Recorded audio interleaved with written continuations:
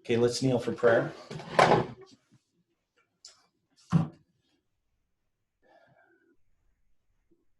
Dear Father in heaven, we are thankful for this time that we have together to study your word. And we know, Lord, that there's so much that we have to unlearn and so many things that we need to learn. And we ask, Lord, that we can have a receptive heart as we struggle through some of these details that maybe we have neglected or maybe we haven't seen the significance of in the past. They've just passed by us without us noticing them. So we ask, Lord, that we can, as we open your holy word, that your Spirit can be here to be our teacher. As we examine these things, Lord, we ask that they can meet the need of the hour. And we don't know what you have planned for us completely. We just know that we need to study these things, be with each person in their personal struggles in their lives, and give us an understanding that we can reflect your character. We pray this in Jesus' name. Amen. Well, welcome everyone. And today we have 2 hours allotted for study. I know sometimes these studies can seem a little bit long, but and then I extended the morning studies because we had allotted an hour for those in the past, and we seem to go over time anyway. So I figure I would just let people know that we're gonna at least allot an hour and a half for the studies in the morning, Monday to Thursday. But now we have 2 hours together, and the thing that I want to look at is we're studying the Levites, the message to the Levites. And I wasn't really certain what to title it to kind of distinguish it from other things. But I think that we've missed some things regarding who we are in this message, where we are in the line of prophecy, and that we have some misapprehensions about what was going to happen on July 18th. And those misapprehensions come from the fact that we weren't really aware of who we are. We thought we were someone else.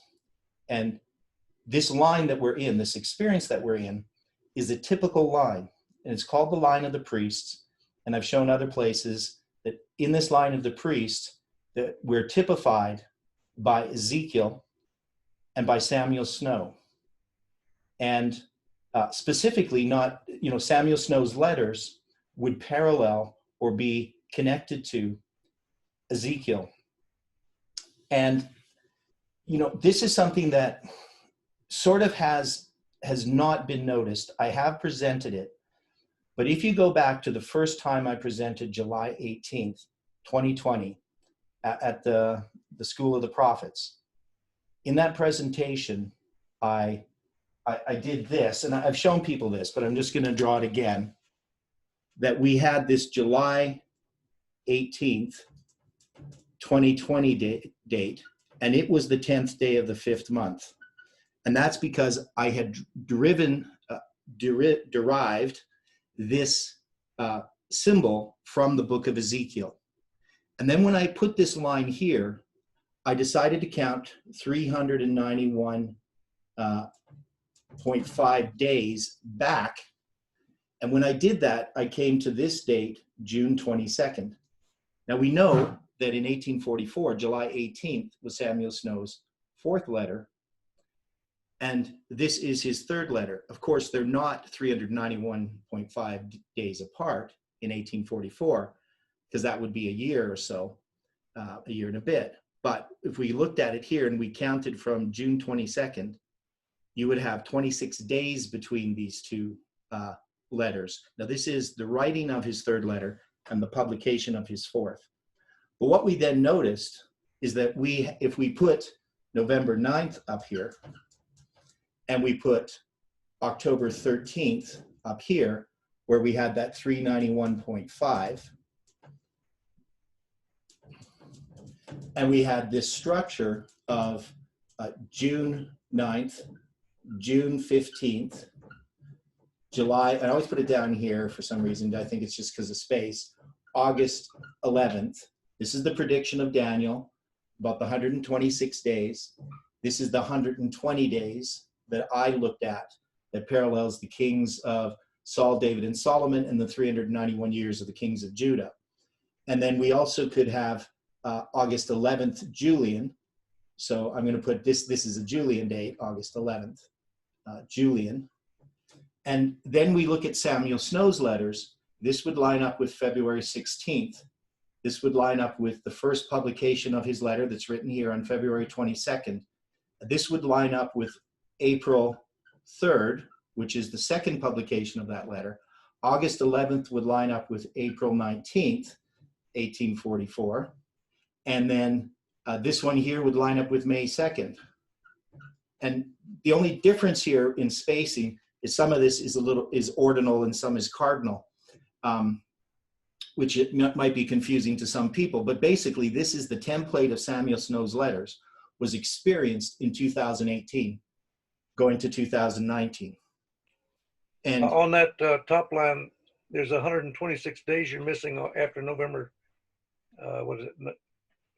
Yes. Yeah, I know. I'm not putting that over here. I'm just saying what I found when I found July 18th, 2020.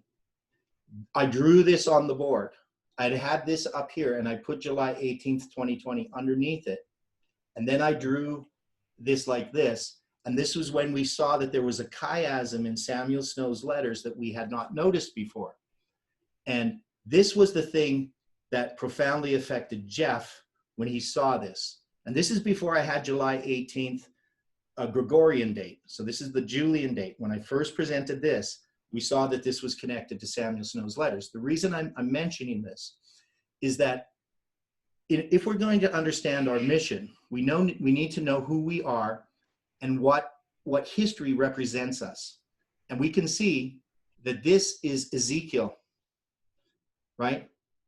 The 10th day. Yes, but it's also you got 126 after July 18 as well.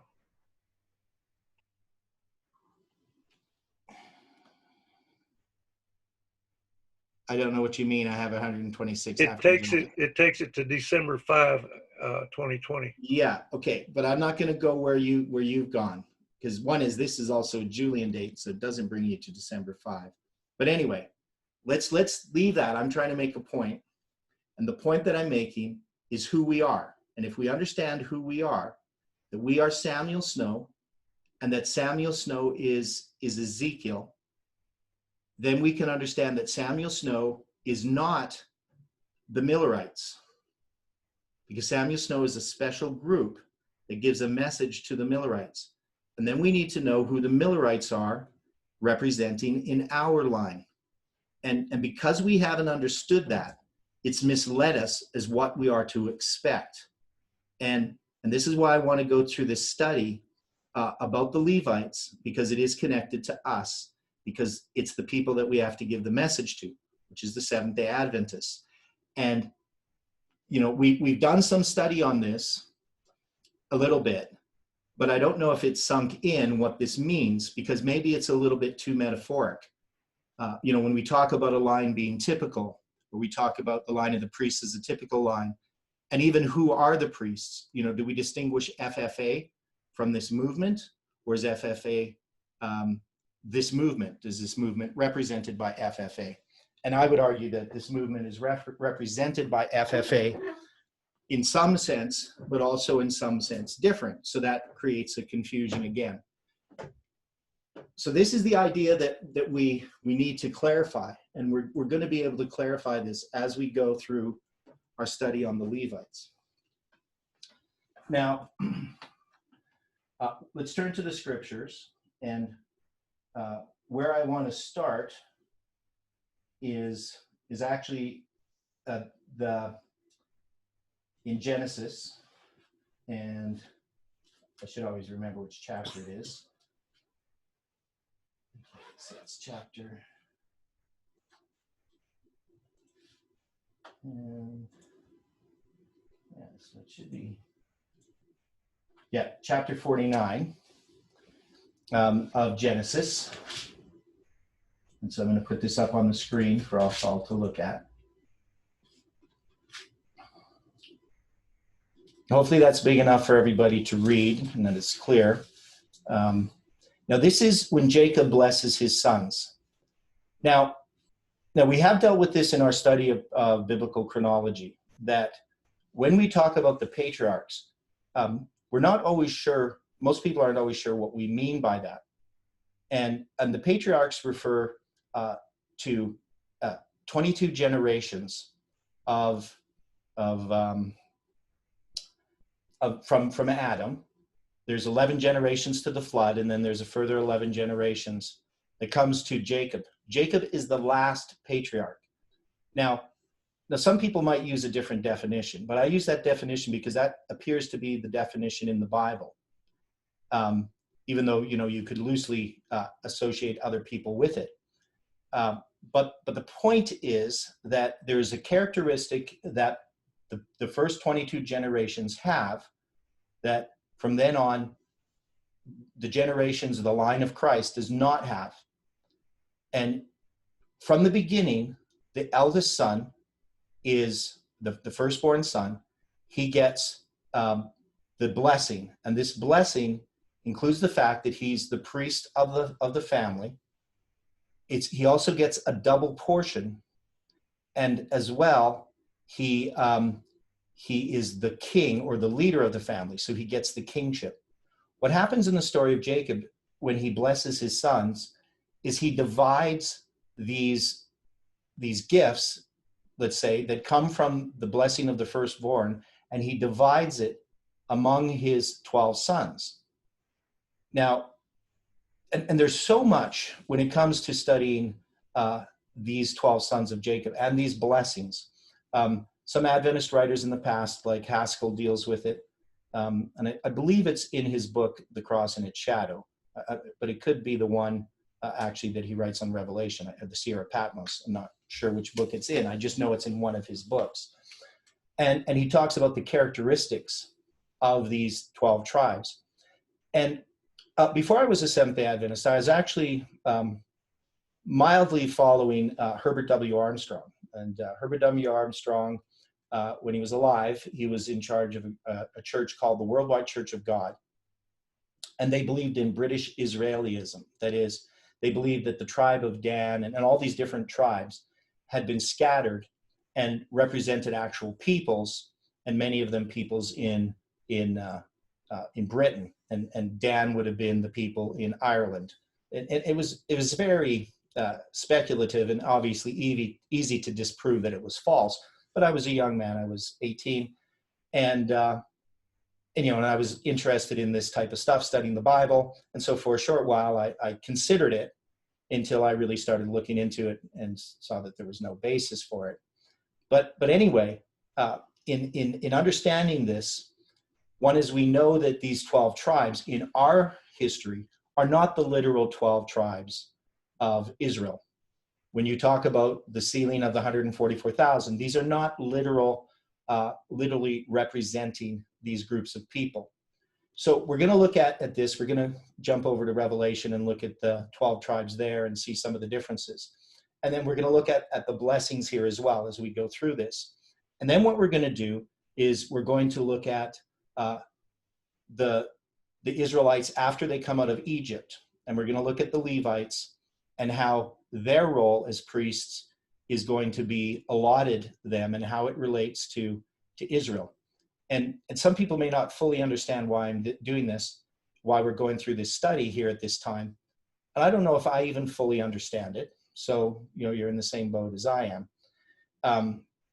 But I do know that there is something here that it's like when there's something on the tip of your tongue, like a name, and you can't quite remember it. There's something that I feel that I've missed.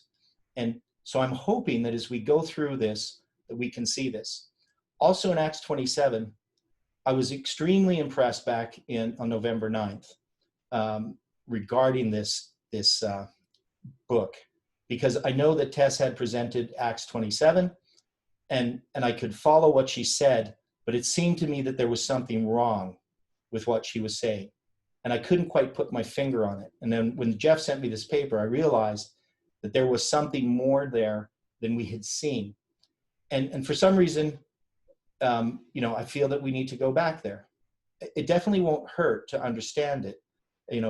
Acts 27, even if we don't find some marvelous truth that we've never seen, I think that we can go back over the ground of what we had studied before and try to glean precious grains of truth.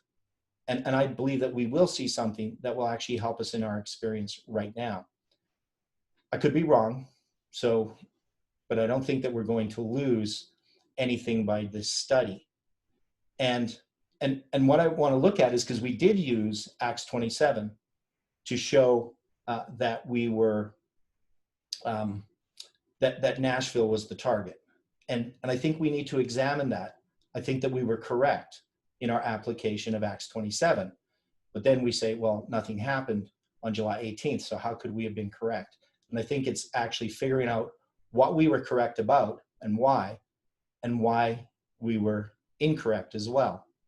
The other things, of course, is we're going to look at Numbers chapter 3, before we get to Acts 27.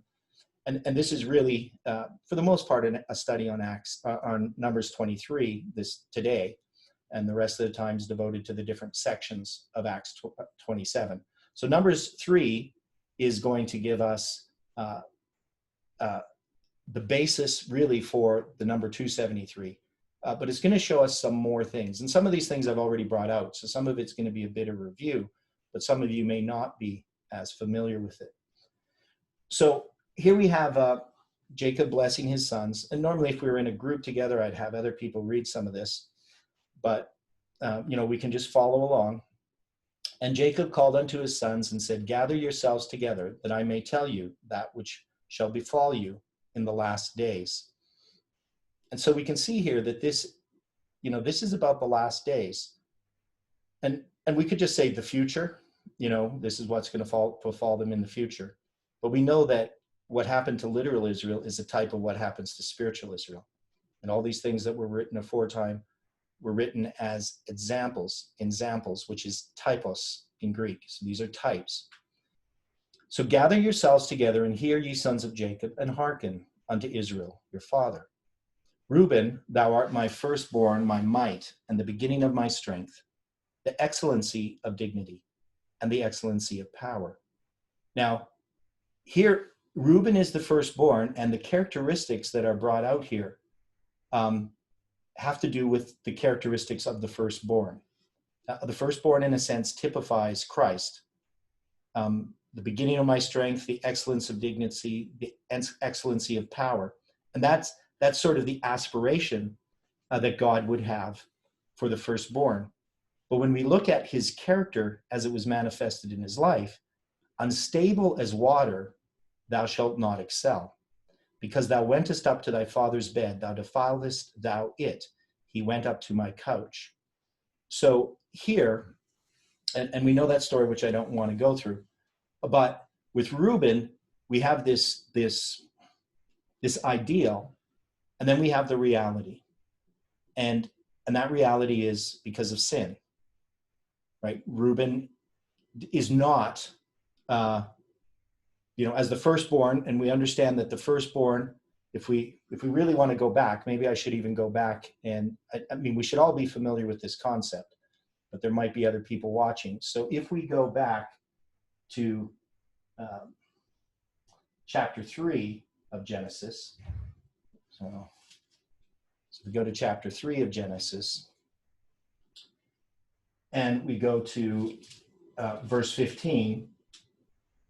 I will put enmity between the seed, between thee and the woman, between thy seed and her seed. Of course, he's talking to Satan, who's in this representation of this serpent. It shall bruise thy head, thou shalt bruise his heel. So when it talks about this seed we know is this promised seed, and this is why in the Bible, when we're studying this line, this chronology, these generations from Adam, we're actually studying the generations from Adam to Christ. That's what the Bible is presenting. And so it shows this line of Christ in much more detail than the line of the others, of the other people who lived. It's really about the line of Christ. And So this idea that when a child is born, that this child then would somehow be this redemption, it would be this seed. And, and of course, the firstborn would be carrying on this promise. And so all of these things, the double portion, the kingship, and the priesthood, were typifying Christ himself. Now, in the case of Reuben, Reuben should, since he was the firstborn, you would think that he would inherit all of these things, but he doesn't. They're going to be divided, as I said, to the other children. Now, in verse 5, it says, Simeon and Levi are brethren, instruments of cruelty in their habitations. O my soul, come not thou into their secret, unto their assembly, mine honor. Be not thou united. For in their anger they slew a man, and in their self-will they digged down a wall. Cursed be their anger, for it was fierce, and their wrath, for it was cruel. I will divide them in Jacob, and scatter them in Israel. Now, it's interesting here in this context, because when we look at Levi, we don't see them particularly here in any sort of symbolic way that would be evident that Levi is now going to get the priesthood. But we see one thing about them is they're going to be scattered in Israel. And what that ultimately leads to is the fact that the Levites do not get their own plot of land, so to speak. That is, they don't get, like all the 12 tribes get a portion of the land of Israel. Levi doesn't. Levi instead gets cities that are scattered throughout Israel. Now, it doesn't give you the reason. It doesn't say that Levi is going to be the priest. It just says that they're going to be scattered in Israel. And so later on in the Bible, we find out what this means. Now we go to Judah. And it says, Judah is a lion's whelp. From the prey, my son, thou art gone up. He stooped down. He couched as a lion, and as an old lion, who shall rouse him up. Now, the symbol of a lion often refers to, it can refer, because it's a beast, it can refer to a kingdom. But he's going to be as a lion, couched as a lion, as an old lion, which would be a strong lion, a mature lion, not necessarily old and decrepit. And then it says, the scepter shall not depart from Judah, nor a lawgiver from between his feet, until Shiloh come, and unto him shall the gathering of the people be. So here in Judah, we can see clearly that this is talking about the kingship, and we know that that became the case. David is going to be of the tribe of Judah, and Jerusalem is going to be the capital, which is in the area of Judah. It's in their tribe. And when it says the gathering of the people be, this is referring to the fact that in order for them to worship, they all have to go to the temple in Jerusalem. But here, Jacob, in giving this blessing, whether he understands it or not, he's giving the blessing that God gives, and we can look back and see what it meant. But it's not even then, very explicit. It doesn't give us a lot of detail. From their perspective, they wouldn't really know what this means. Some of this stuff, they might have a guess what these blessings mean, but they don't really know. Binding his foal unto the vine, and his ass's colt unto the choice vine. He washed his garments in wine, and his clothes in the blood of grapes. His eyes shall be red with wine, and his teeth white with milk. Now, and I'm not going into detail about all of these things, but, we can see allusions to Christ in this here. We can see the suffering of Christ. Binding his ass's colts unto the choice vine. I mean, this could mean lots of different things, but at least in the imagery here, we can see that Jesus, riding into Jerusalem on an ass, and dealing with what the vine is, that it's God's people, washing his garments in wine. We can see in his clothes in the blood of grapes. We can see this is about the suffering of Christ, who's going to come from this. And of course, the lawgiver, usually refers to the king. But one of the things we see about Jesus is he is this king. The Jews, however, were expecting a conquering king, right? They were expecting Christ to come and overthrow the Romans. And in the context of July 18th, this is an important point. And we're going to look at that as we go through this disappointment and in understanding this disappointment that happened here in the time of Christ, and then the disappointment that happened in the Millerites' time. We've addressed it, and you can probably already guess, what I would say about it, but I think we can look at it in a bit more detail. Now, Angela says that Genesis 49:11 refers to the close relationship of Muslims and Israelis. And that could be very possible as well. And I thought about that because we know Jesus rides in on an ass, right? So, and it says that he rides on an ass and the colt, the foal of an ass, in some places. Now, of course, we know that this can represent Islam. And we know also that Islam comes from this line, right? We know it's, of course, through Ishmael from Abraham that this happens. And it's an interesting fact that when we look at this date coming up that people are fixing on, July 31st, that this is actually a celebration within Islam regarding the Ishmael, the sacrifice of Ishmael. Of course, that's an imaginary thing. Abraham did not offer up Ishmael. He offered up Isaac. But they have exchanged, taken away Isaac and put Ishmael in that story, Islam has. But we can see that, of course, they have these common roots. And so I would think that Angela is correct here in looking at that symbol as well. But I would think the primary way to look at this is that this, of course, is talking about Christ's suffering. That's the way I would look at it, at least. Now, we have Zebulun, which is the one I always have a hard time remembering every time I go through the names of the 12 sons of Jacob. I can usually get everyone else, and then Zebulun. The only way I can think of it is I have to think of that it goes all the way to Z, or Z, as Americans would say. So Zebulun shall dwell at the haven of the sea, and shall be for an haven of ships, and his border be unto Zidon. Issachar is a strong ass couching down between two burdens. So, and again, in Issachar, we have, once again, this symbol of an ass. And of course, this is referring to the laboring aspect of Issachar, of the tribe. And he saw that rest was good, and the land it was pleasant, and he bowed his shoulder to bear, and became a servant unto tribute. So this would have to do also with the idea that it's going to go into captivity. Now, Dan is an interesting one. Dan shall judge his people as one of the tribes of Israel. So Dan is a judge. Now, when I talked about how this is divided, we have Levi gets the priesthood, Judah gets the kingship. Now, this idea of the judge isn't one of the characteristics necessarily usually brought out regarding the firstborn. And in this case, we would see, judging is a good thing. But we're going to find that this actually, as you read on in here, that it's not a positive thing.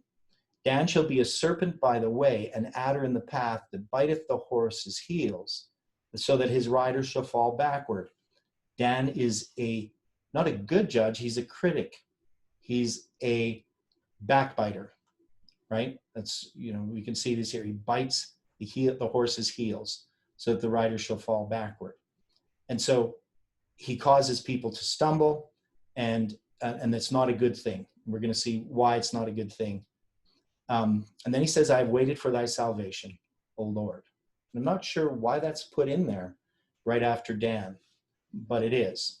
And we also know that in the tribe of Dan is where we get the golden calves. One of them is Dan, in the city of Dan, and one is in Bethel. So we have that symbolism there as well. Gad, a troop shall overcome him, but he shall overcome at the last.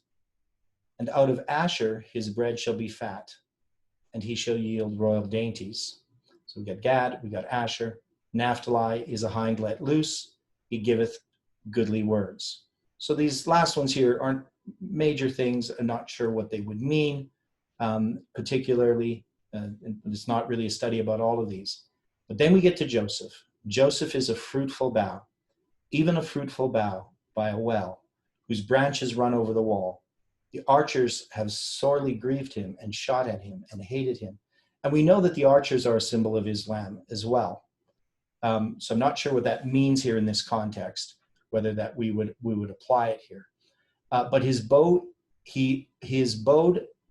abode in strength, and the arms of his hands were made strong by the hands of the mighty God of Jacob.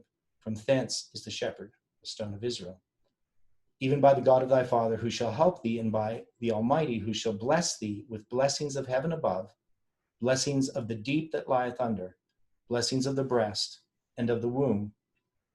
The blessings of thy father have prevailed above the blessings of my progenitors, unto the utmost bound of the everlasting hills. They shall be on the head of Joseph, and on the crown of the head of him that was separate from his brethren. So Joseph is this huge blessing, and you can see that this is describing the double portion. And that's why Joseph's two sons, Ephraim and Manasseh, each become one of the 12 tribes. And then it says, of course, Benjamin shall raven as a wolf. In the morning he shall devour the prey, and at night he shall divide the spoil. So I'm not going to go into that, what that is about. But we can see here that this division of these tribes is important. Now we're going to go to Exodus chapter 6. Now, any thoughts on that regarding these blessings before we go there? I know I kind of sometimes assume that people know a lot about these things, but for some people it may be a new idea. So the only one that was truly a, quote, firstborn would have been Joseph, because he was firstborn of Raquel. Right. Yeah. So he in a sense, he's receiving the double portion, even though Reuben is the firstborn, according to Jacob himself. But yeah, Joseph, he ends up becoming the one who's above his brethren. I mean, they all bow down to him, because of the fulfillment of his two dreams. But yeah, it's an important point. Now, when we go to Exodus chapter 6, this is, I think this is where I'm supposed to go. Maybe it wasn't Exodus 6. I said 3. No, that's Numbers 3. You think, I think we need to look at this and see who all these people are today in our movement. If you go back to Genesis 45, you get a description of Joseph that okay, so spells something out for this movement. Okay, so well, I wouldn't do that. So I know what you're saying, at least I think. So when I talk about knowing who we are, this movement has a certain role, but you cannot put individuals into that place other than that individuals at time fulfill a specific role. But we shouldn't attach any importance to that regarding that person themselves. So, let's say, I found some truths dealing with the midnight cry.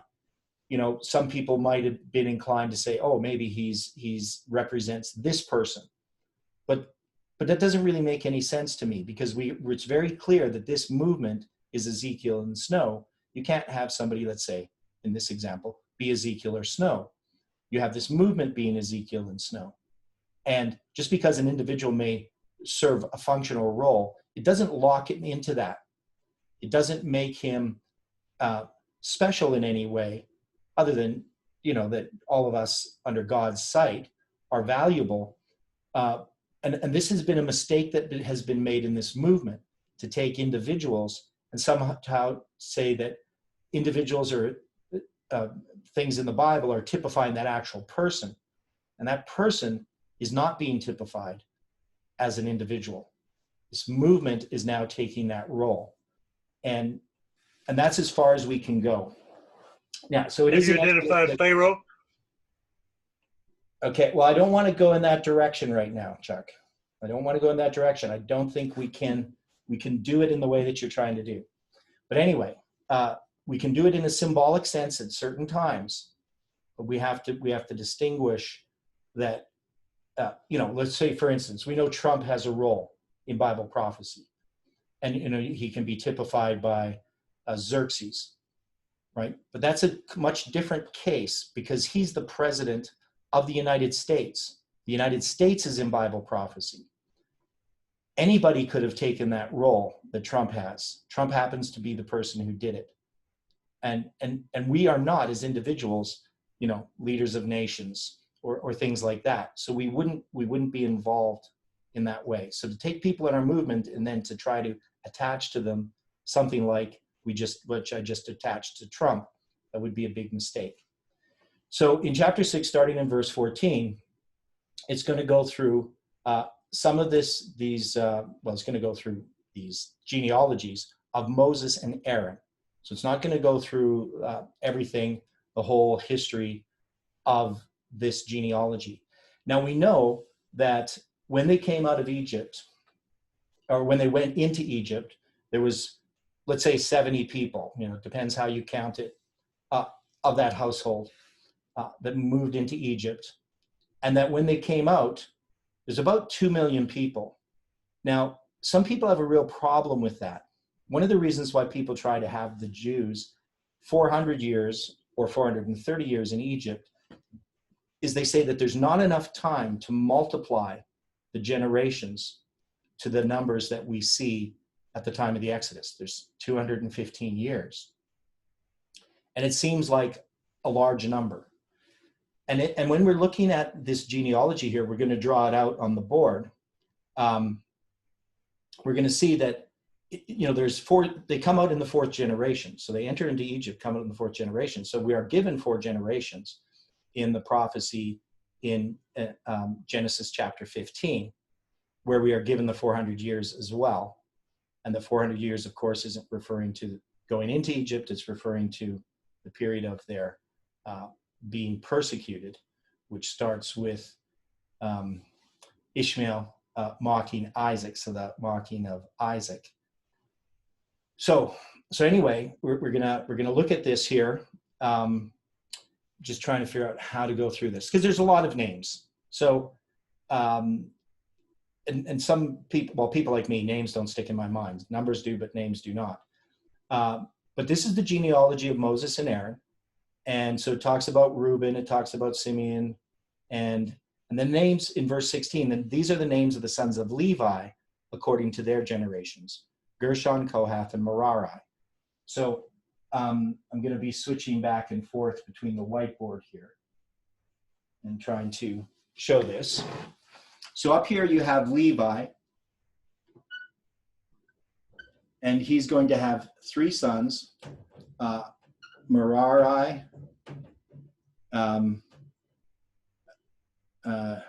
Kohath, and Gershom. Oops.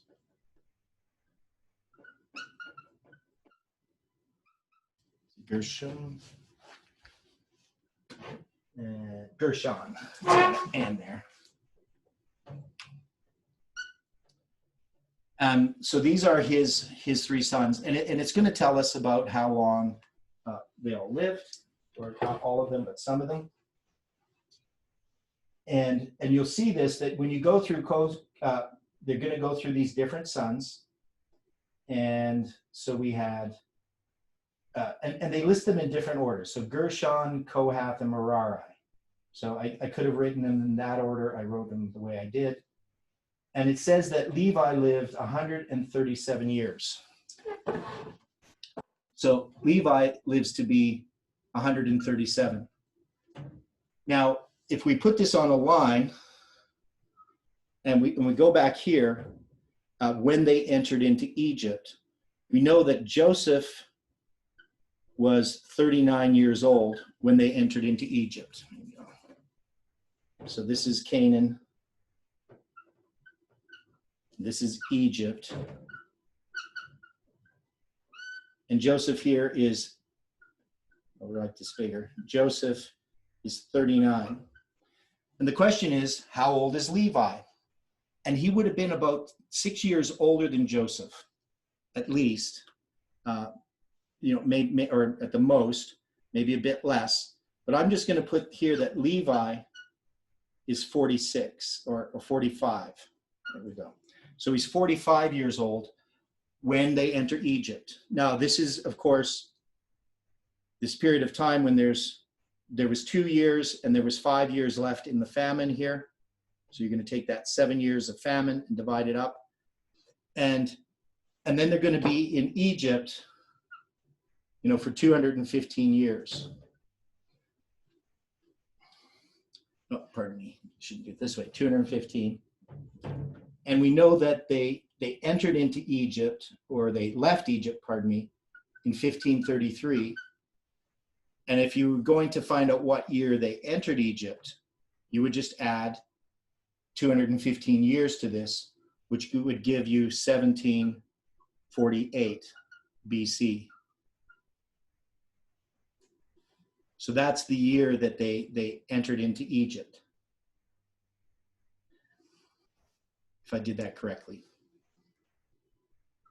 Does that make sense to people? So this is this history, and we have these 215 years.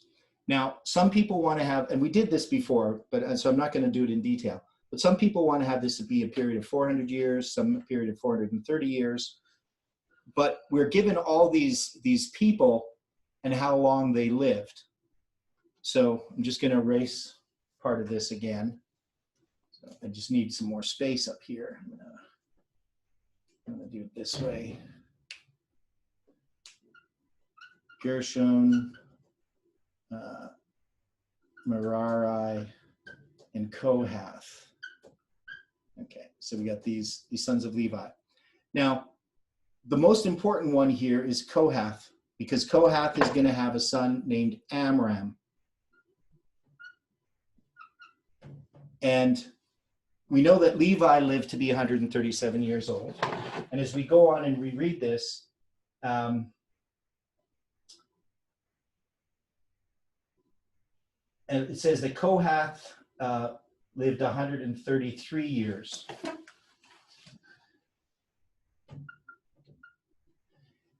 And then we're going to find that Amram lived 137 years, and that's in verse 20. And then, of course, Amram is going to, it says in verse 20, and Amram took him Jochebed, his father's sister, to wife, and she bare him Aaron and Moses. And the years of the life of Amram were 137 years. So we're going to then have Aaron.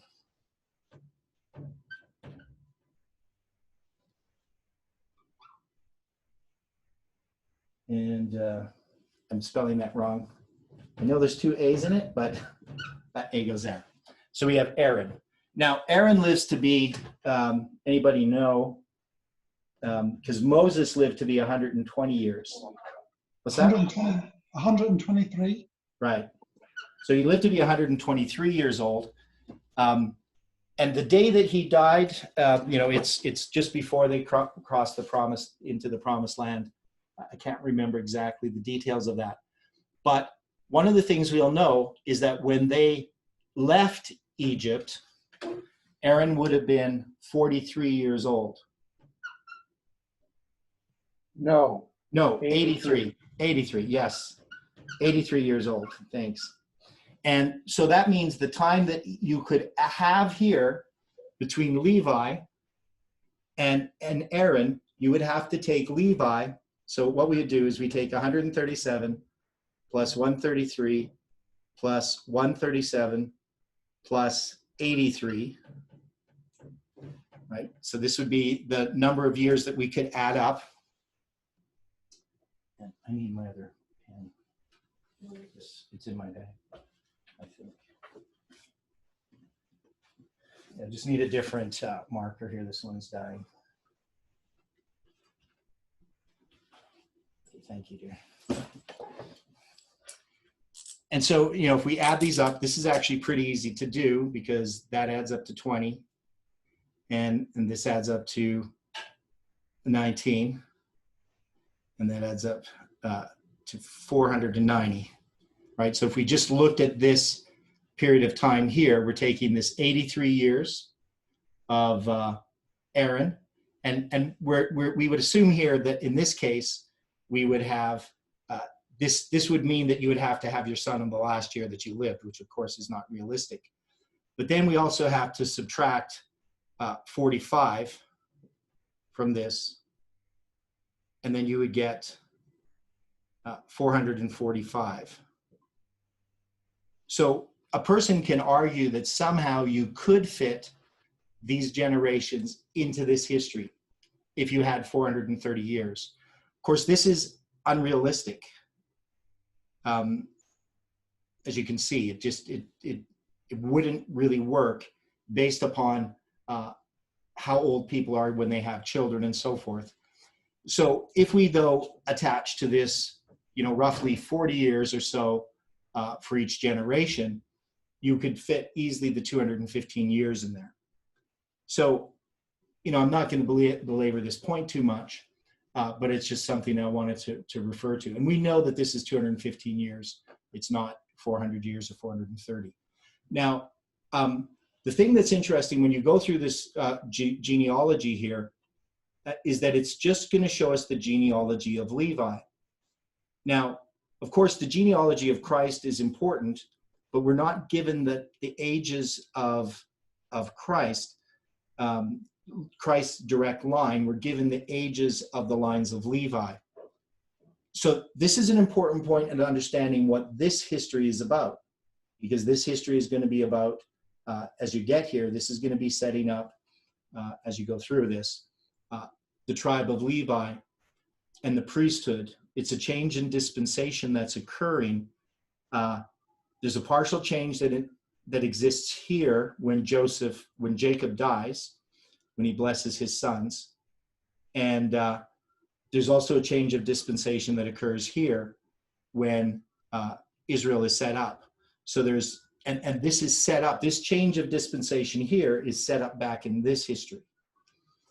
But it's the line of Levi that is marked, and that is the line which we are given to show this period of time, because it's the birth of Aaron that marks the time of the end for this reform line that's going to happen here in the Exodus. Now, some of this background information is more important than others in this context of what we're studying, because remember, we're studying about the Levites. But if we can remember that Levi here is connected with what happened at this beginning, these 12 tribes, Levi is one of those tribes, and that this history of Levi is what leads us to the Exodus. That's the line that we're really marking. So when it talks about the fourth generation, this is the fourth generation of Levi. Now the question is, how would you count it? One of the things we would see is that Aaron actually had sons. And some people would count his sons as the fourth generation, and Aaron as the third, and Amram as the second, and Kohath as the first. And then some people would do it the other way. They would say Levi has entered into Egypt, and he's the first generation, Kohath is the second, Amram's the third, and Aaron's the fourth. And this problem is that when we look at this reform line, we know then that if this is 1533 BC, you would have had Aaron is going to be born, and the time of the end doesn't occur here when they leave Egypt. The time of the end occurs when Aaron is born, right? Moses is going to be born 3 years later, but it's Aaron's birth that marks the fourth generation. And that's an important point. So you're going to have Aaron here, or pardon me, I did that wrong. I said it backwards. So Aaron marks the fourth generation, but Moses' birth is what marks the time of the end. Okay, so this is the time of the end, not Aaron's birth. His marks the fourth generation. So this is the fourth generation. And so there's 3 years from the start of the fourth generation to the time of the end. And there's a period of darkness here. So remember, in the fourth generation, you get a period of darkness. Can anybody tell me what this period of darkness is that occurs in the fourth generation?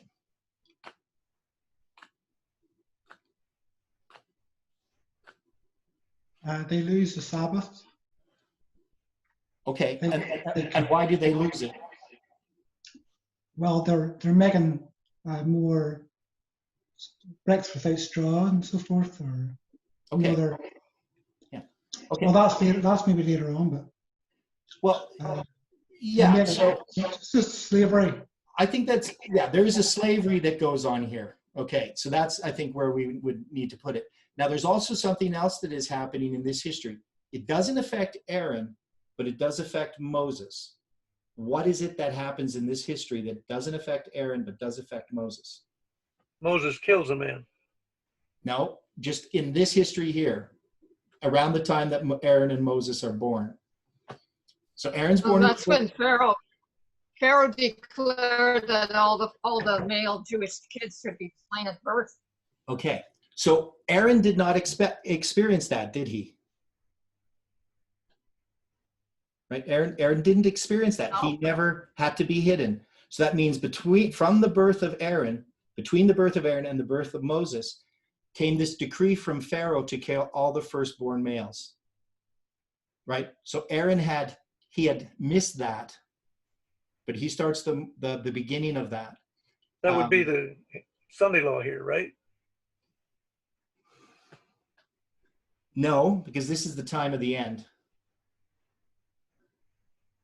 So you don't have a Sunday law before the time of the end. This is the fourth generation. Would that be the sign of July 18th? The sign of the Sunday law? And then on the time of the end, in this case, would that be the blood on the doorposts and the angel of death? No. I don't know what you're doing, because you have to take this reform line as it is. This is the beginning of the fourth generation. In our line, this is 1957. And this here is 1989. So there's not a Sunday law. There are events that are occurring that are affecting God's people, but they're not Sunday laws and they're not July 18th. So when we look at this history here, in understanding this fourth generation and the time of the end, this was one of the reasons, when I went back to all the old reform lines, I always found that the fourth generation began before the time of the end. We'd always used Moses to mark the time of the end. But Aaron is literally the fourth generation. And they're going to come out in the fourth generation. But even in this period of time here, they have been multiplying, right? Even before Moses' birth, they have been multiplying. And it's hard to comprehend that, because if you take this period of 215 years, and then you take 83 years off of that, you're going to have 132 years since they came into Egypt, that you're going to have in this period here, 132, maybe 133 years, 134, whenever this death decree for Moses comes to kill the firstborn. And remember, this is about the firstborn. There's all this stuff about the firstborn in this line that we need to take into account, that we sort of have neglected. He's not the firstborn. Aaron's the firstborn. So we have this firstborn of Aaron here and this history. And in this time period, they have multiplied in 132 years to be a large group of people. And people say, well, that's impossible. And I've looked at the math of this, and it is very unlikely. But if you take into account the conditions that they were in, they would not have had a bunch of women dying in childbirth. They wouldn't have a lot of children dying. And their multiplication could also include, we know that there was, when we talked about this mixed multitude, there may have been some mixtures of marriages. I don't know. But the point is, this actually could happen. Now I live in Canada. Canada's been around for about this long. Now, of course, it didn't start out with 70 people, but Canada has 30 million people in it. And we could say that a lot of immigrants came, but it was a harsh time. Living in Canada is a harsh place to live. And the multiplication of people that has occurred in the time that Canada has been here, even though they have a lower birth rate, if we had the conditions that they had in Israel with the amount of people, we would have way too many people. So I've done the math of it, and it does work, but you have to have a good survival rate of the Israelite children, and you have to have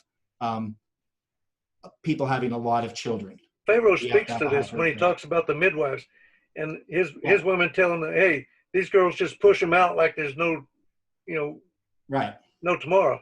Yeah. So this is when this explosion is what I'm trying to say, is that this birth explosion, the baby boom, happens here in this history. So when we get to the time that they leave Egypt, 83 years after the birth of Aaron, we can see that this is, for them to be 2 million people is not unrealistic in that context, right? So, and that's what I'm trying to say here. I know I'm a little bit scattered because there's so many thoughts going through my head right now as I start to look at this history. And we can, of course, compare this to the time of Christ. And in the time of Christ, we have a time at the end with the birth of Christ. So we parallel Moses and Christ. But we also have the death of the children that occurs in the time of Christ as well. So there's another parallel between Moses and Christ. Push it up to our time, our fourth generation, and our time of the end. Well, we definitely can push it up to our time, but it's going to be more symbolic in our history because we're not killing babies. Maybe sending people to educational institutions. And New York's killing as many babies as ever in the world. Yeah, but that's not a parallel. You can't parallel abortion with this. At least I can't. Maybe you can. But I have to look at it as being symbolic, not literal. So I wouldn't put a literal fulfillment of killing of babies to parallel this history. And, but maybe people might have a case for it. I don't know. I'm just not doing that. So, so now that we've looked at this history, I want to jump over to Revelation chapter 7 and look at some of the differences between these the 12 tribes that are receive the seal of God in Revelation 7 and the 12 tribes as we saw in Genesis. And then we're going to jump back to Numbers. We're going to get to Numbers.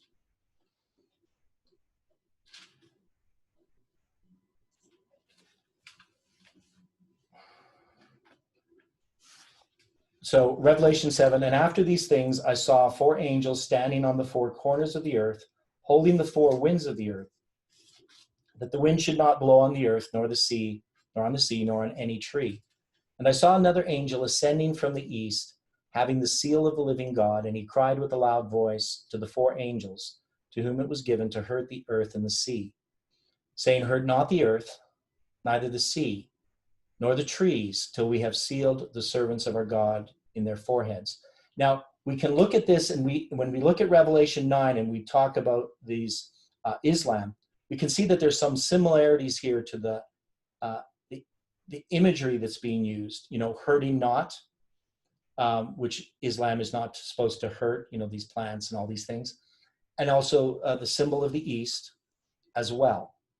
But we know that, and we know that these 4 winds are this strife that are being held back.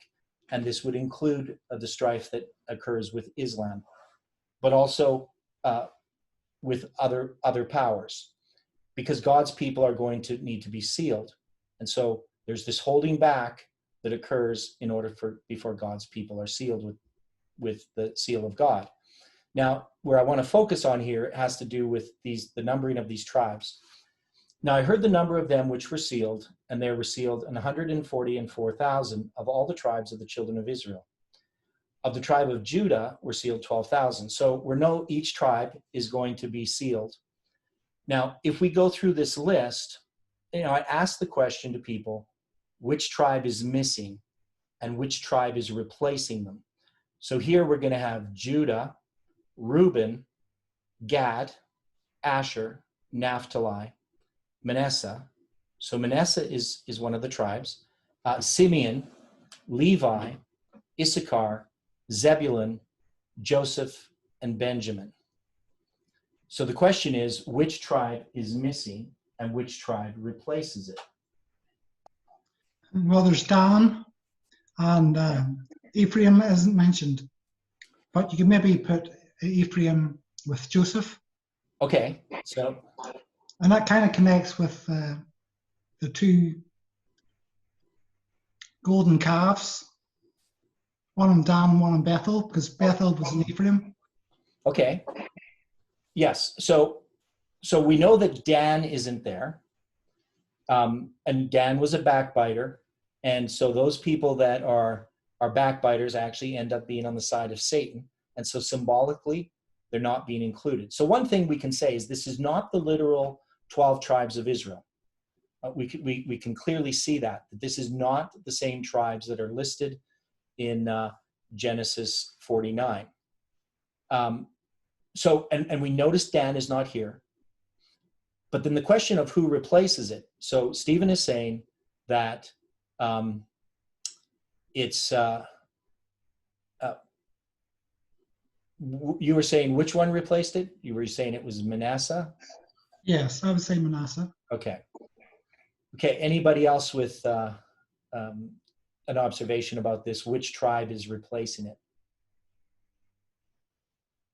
Replacing Dan. So we have somebody who votes on Manasseh.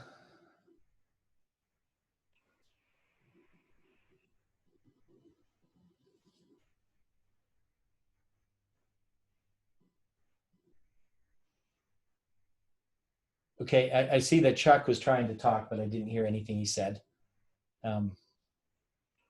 But what tribe shouldn't be here based on what we've already studied? Or maybe we haven't. Levi? Okay, so Levi shouldn't be here if you deal with the 12 tribes. Now, of course, he's in the list in Genesis, but we're going to see when we get to Numbers that Levi is going to be taken out. But here it's included.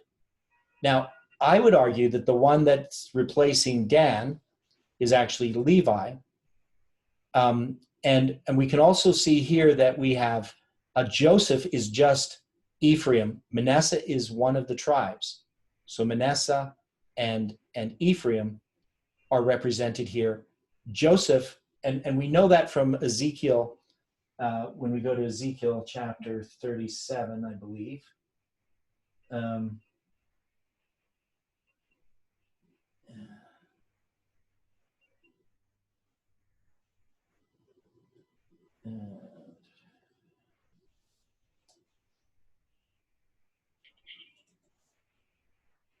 No, I think I'm not, never mind. I think I'm thinking wrong, but. Where did the Lord send those two lost tribes? Yeah, there it is. Well, none of these tribes exist except Judah, Benjamin, and Levi. Those are the only three tribes that actually survived. All the other ones are scattered, never to be gathered. So it's in Ezekiel 37:16, where it says, "Moreover, thou son of man, take thee a stick and write upon it for Judah and for the children of Israel, his companions. And then take another stick and write upon it for Joseph, the stick of Ephraim, and for all the house of Israel, his companions." So you can see that Joseph and Ephraim are the same tribe. Now, of course, this is referring to the dividing of the two sticks. Back in the time when Joseph was sold into slavery, it was Judah who suggested they sell him to the Ishmaelite traders. So there's a lot of symbolism here in this, but just the main point here is that Joseph is the stick of Ephraim. So Ephraim is the son of Joseph, but Manasseh is also the son of Joseph, and each of them become a tribe. So the 12 tribes, when we talk about the 12 tribes, Levi is not one of the 12 tribes in the context of what happens in Numbers chapter 3. So we're going to look at Numbers chapter 3 and look again at this, the sons of Levi and what this means. Now, in Numbers 3, it just talks about the fact that Aaron and his sons are going to have the priesthood. And these are the names of the sons of Aaron: Nadab, the firstborn, and Abihu, Eleazar, and Ithamar. Now, Aaron at this time, this is just when they come out of Egypt, and just trying to get the context of Numbers. So this is still the in the first day of the second month in the second year after they would come out of Egypt. So this is not at the end of the 40 years wilderness wandering. This is in the second year that they came out of Egypt, that this is occurring. Now, in this context, we know that Aaron then would be in his 80s, and his sons, we're not sure how old they would be, but they would probably have sons as well. It just doesn't mention them here in this context. So Nadab is the firstborn, and there's Abihu, Eleazar, and Ithamar. So he has 4 sons, and these are the names of the sons of Aaron the priest, which were anointed, whom he consecrated to minister the priest's office. And Nadab and Abihu died before the Lord when they offered strange fire before the Lord in the wilderness of Sinai, and they had no children. And Eleazar and Ithamar ministered in the priest's office in the sight of Aaron their father. So, so this is obviously looking ahead a little bit. Now, it says, and the Lord spake unto Moses, saying, bring the tribe of Levi near, and present them before Aaron the priest, that they may minister unto him. And they shall keep his charge, and the charge of the whole congregation, before the tabernacle of the congregation, to do the service of the tabernacle. And they shall keep all the instruments of the tabernacle of the congregation, in the charge of the children of Israel, to do the service of the tabernacle. And thou shalt give the Levites unto Aaron and to his sons. They are wholly given unto him out of the children of Israel. And thou shalt appoint Aaron and his sons, and they shall wait on the priest's office, and the stranger that cometh nigh shall be put to death. So they're given this responsibility of the sanctuary, and obviously you can't, no one but them can do that work. The tabernacle and the congregation are doubling.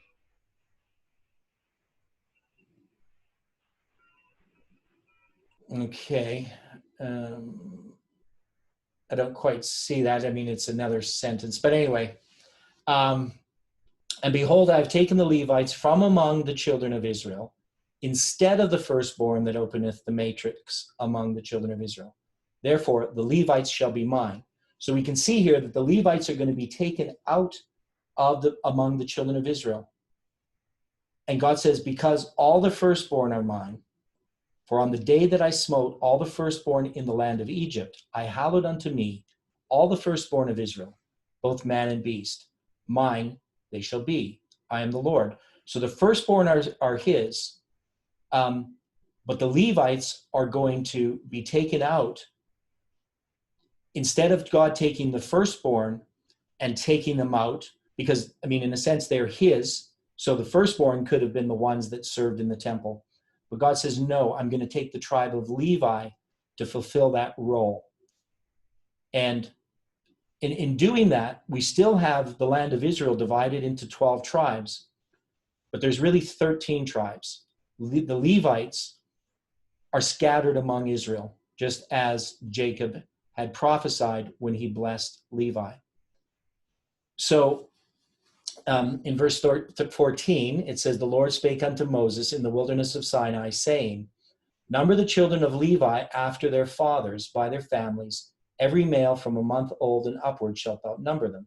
And Moses numbered them according to the word of the Lord as he was commanded. And these are the sons of Levi by their names, Gershom, Kohath, and Merari. Now, if you think about this here in this context, this now would be 175, let me see, this would be 215 years, 216 years after they came out of Egypt, right? So after they went down into Egypt. So this is after this period of 215 years. And when we had looked at them earlier, when we looked at Gershom, Kohath, and Merari, this was 40 years before. So we now know that they actually have a lot of children, but these are going to be the sons of Levi, and they're going to count then all these children of the sons of Levi. So we're going to see how many Levites there are. And it says these are the names of the sons of Gershom, Libni and Shimei, and the sons of Kohath by their families, Amram, Izahar, Hebron, and Uziel. So Amram is one of the sons of Kohath, and we know that Amram is the one who's going to be the father of Moses and Aaron, right? So that's going to be their father. And the sons of Merari by their families, and names Malai and Mushai. And these are the families of the Levites according to the house of their fathers. Of Gershon was the family of the Libnites and the family of the Shibmites. And these are the family of the Gershonites.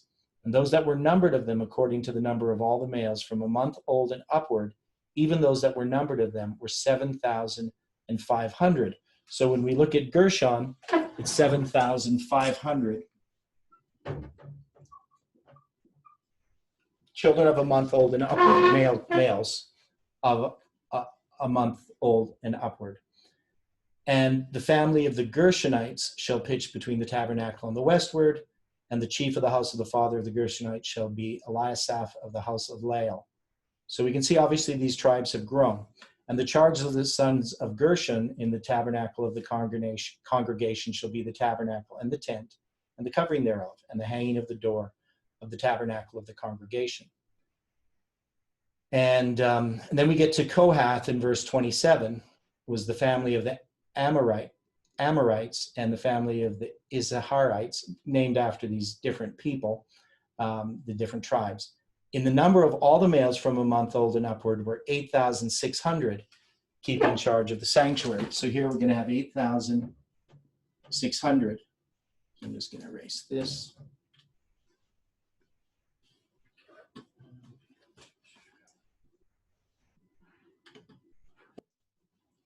Eraser. And so then we're going to have Kohath here.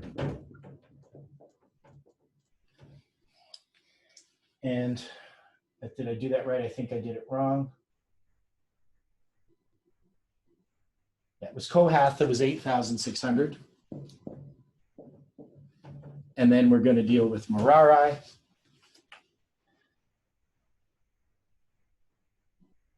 And it says in verse 34, and those that were numbered of them according to the number of all the males from a month old and upward were 6,200.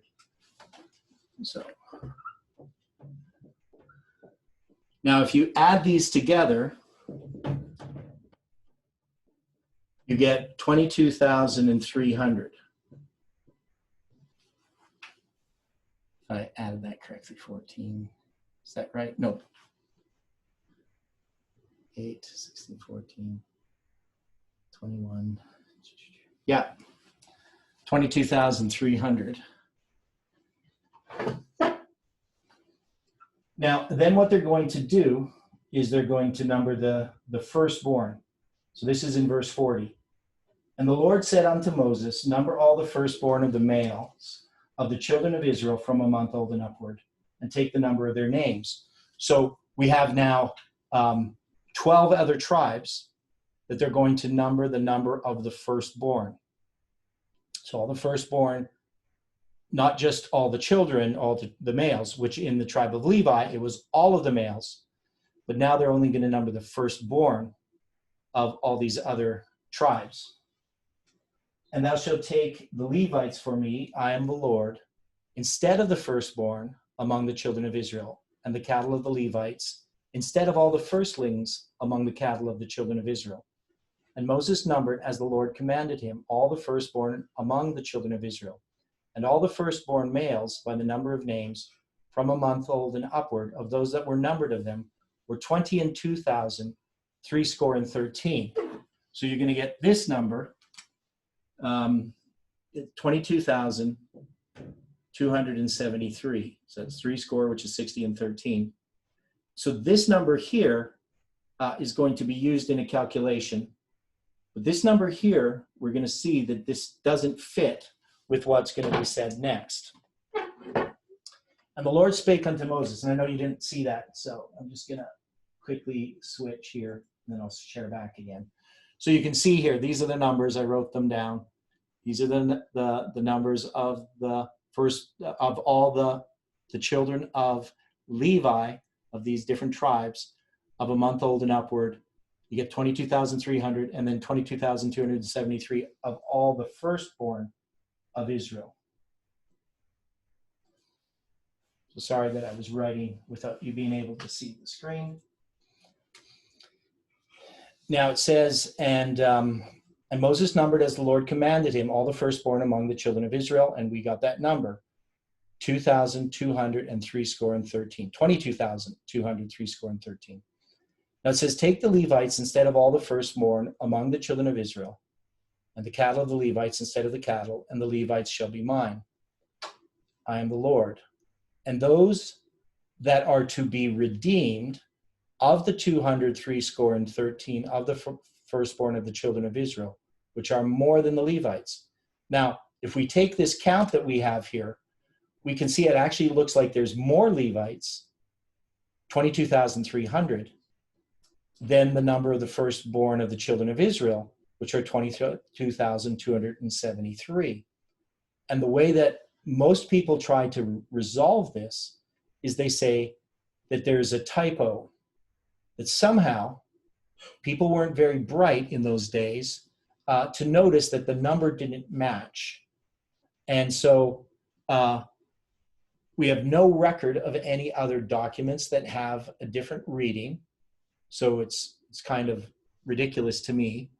And the people then would have noticed, oh, the numbers don't match. Somebody made a mistake, and I'm going to correct it. Usually that's the type of things that would happen if you have a typo, is usually it's corrected. Often they talk about all these corrections that people make. But somehow, then maybe I'm talking a bit sarcastically, but it's just a ridiculous idea that people are going to not notice this copyist error if it was one. And there's just too much evidence that they took real good care in copying these manuscripts. But also, people would have corrected it if they thought it was an error. So people didn't think it was an error. They always have accepted this as the correct reading.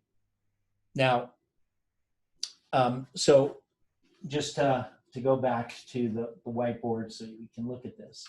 What they're doing is they're actually taking the number here of 22,273, and they're actually only counting this number for the Levites. And so the difference becomes 273. That's what it's telling us. But when we added these up, we got this 22,300. So for some reason that is not explained in the text, there's 300 people here are not counted. And so the number, well, I guess I'll do it like this. Somehow that 300, or if we could go like this, are not counted, so that it's actually 22,000. And it doesn't explain it. And so people have come up with different explanations why that could be. And I don't know what the answer to that is. All I know is that the number 300 has a symbolic representation. And that would be in the story of Gideon. It's also the number 30 has this representation. And number 30 represents the priests. And when we get to Acts, we'll run into that as well. That we can have the number 3 representing the priests. And so it seems pretty clear to me that this is intentional on God's part in having this math here. But because they don't explain it, we don't know the real reason that it's done. That is, we don't know what this 300 people that aren't being counted, who they would be. Now, one option, which isn't my favorite one, but it's one option, is that they would just be people, even though that they're firstborns, that somehow they're not going to be, because this is of the tribe of Levi, that somehow they would not be in this count. And that could be for reasons maybe they wouldn't be fit in some way. Maybe they would have health problems, maybe blindness or things like that. But then if you're comparing that with the 300 who represent, Gideon's 300, then it would kind of be, well, these would be misfits, not really the ones who we would want to represent the 300. Now, one is that they could represent priests, but, we say that the priest comes from the tribe of Aaron. And of course, the tribe of Aaron would be included in this. So this to me is much more logical, though it would be hard to imagine how there's 300 in the tribe of Aaron that actually are a month old and upward.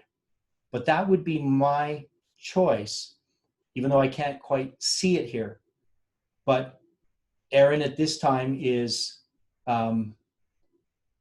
much older. I mean, he's older. He's already had his sons, and they would have had sons, and maybe he even has grandchildren. So maybe it's possible. I don't know. But I would just say that it makes much more sense to see this 300 as the priests that are being taken out. Any thoughts on that? I don't know if anybody's ever thought about it, but does it I'm make looking at it as 300 that God has reserved for himself to put into these prophetic periods. Okay, well, that doesn't really answer the question. The question is, back in that time, who these 300 were, why they're not counted. Does it make sense that they would be actually descendants from Aaron, and in that way they wouldn't be counted as the firstborn of the Levites? But does that make sense to anybody? That's my guess. No, inspired testimony on it. But does somebody have an objection to that maybe doesn't make sense? Why the 300 is not counted in the calculation? It's obvious to me that God's got his hand on it. Yes, but so we know God has his hand on it. We're accepting that it's actually scripture, but the scripture doesn't explain it. But we now know that we have, let's look at it this way. We have 22,273 firstborn of the children of Israel. And we have 22,300 firstborn of Levi. Now, Levi includes Aaron. And so would it be reasonable to say that Aaron has 300 of those that are descended from him, males that are descended from him, and that's why they're not included in the calculation, because they're already separated out as priests? Does that make sense to people? That's what I want to know, that the 300 represent the priests. I guess if nobody has objections, then we will let it stand. Are they serving as priests, or are they standing? No, they wouldn't be serving. I don't think so. Some We of them agree might, on something, man. well, some of them would be a month old. Some of them might be, 6 months old or 1 year old, right? So that's my point, is that these are the ones that are descended from Aaron, and that's why they're not used in the calculation. I've never seen that explanation anywhere, whether in the rabbinical writings or in any commentary. But to me, it seems like the logical conclusion of why those 300 of them are not counted when they do the calculation. Has the Lord ever treated you like a child? Okay, Chuck, you're going to have to stop with these comments. They're not relevant to what we're talking about. Okay, so anyway, we have this history here, and we're going to look at the calculation. We're going to look at it in a bit more detail. So one of the things we know is that there are 13 tribes, not 12.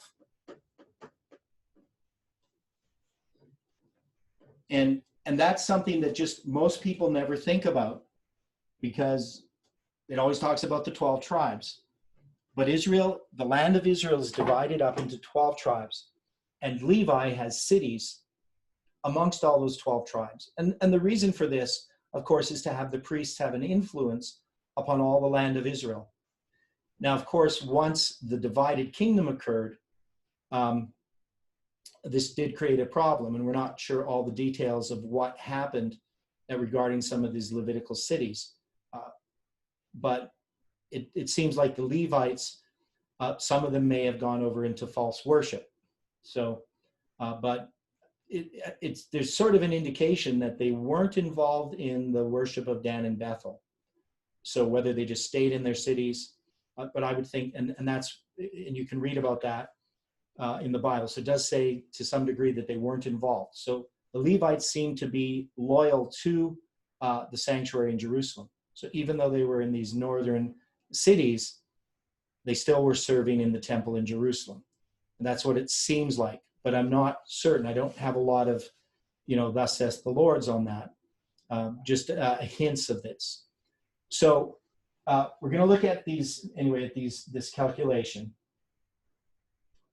And in trying to understand this, it's taken me a little bit of time. And to sort of wrap my mind around it, just exactly what's happening and who's getting paid the different amounts of money. So it says in verse 47, thou shalt even take 5 shekels by the poll. After the shekel of the sanctuary shalt thou take them. The shekel is 20 gerahs. That's actually where we get that idea. The shekel is 20 gerahs that we use in Daniel chapter 5 when we're counting the shekels, the 126 shekels, and we're multiplying them by 20 to get 2520. Thou shalt give the money wherewith the odd numbers of them is to be redeemed unto Aaron and to his sons. So here's the way I look at it. You got Aaron, and you have the Levites, and you have, I gotta write this, I gotta switch the boards. Israelites.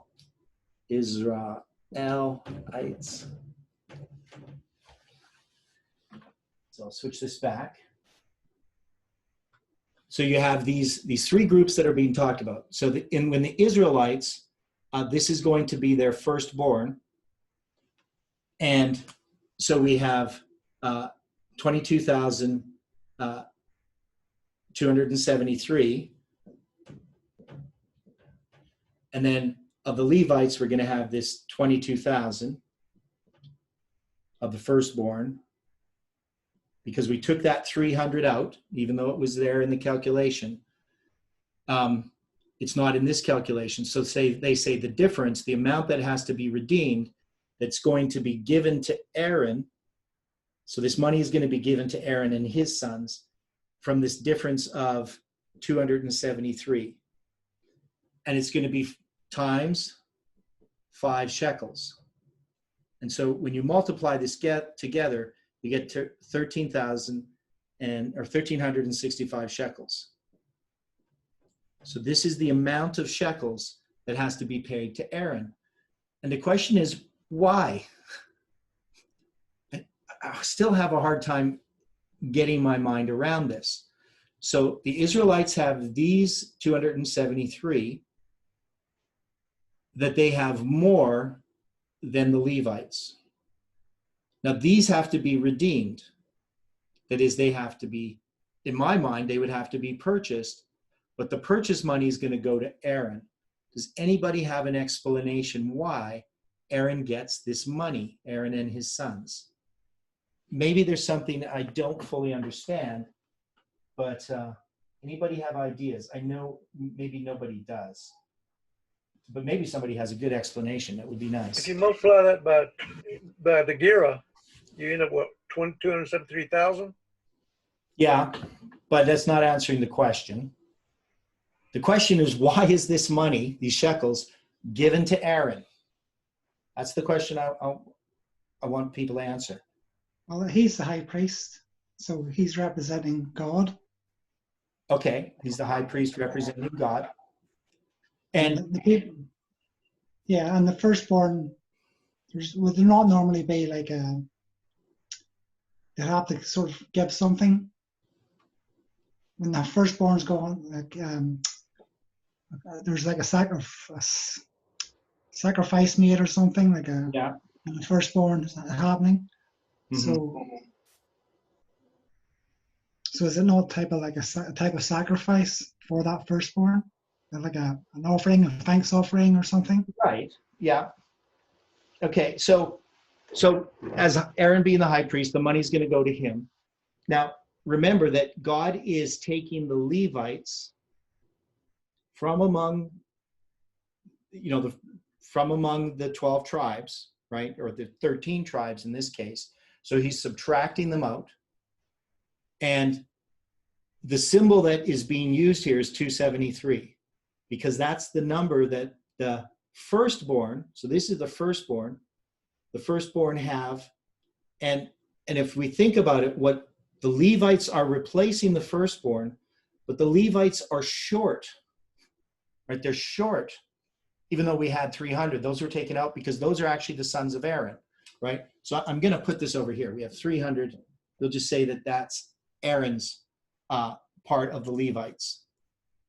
Okay, So, and maybe I'm just a little slow, but in my mind, the firstborn are the ones, it says that this is a redemption of the firstborn, and yet these firstborn already exist, and they happen to be more. And I still can't get my mind around why they're not, in a sense, they're paid for the ones that they don't replace, if that makes sense to you.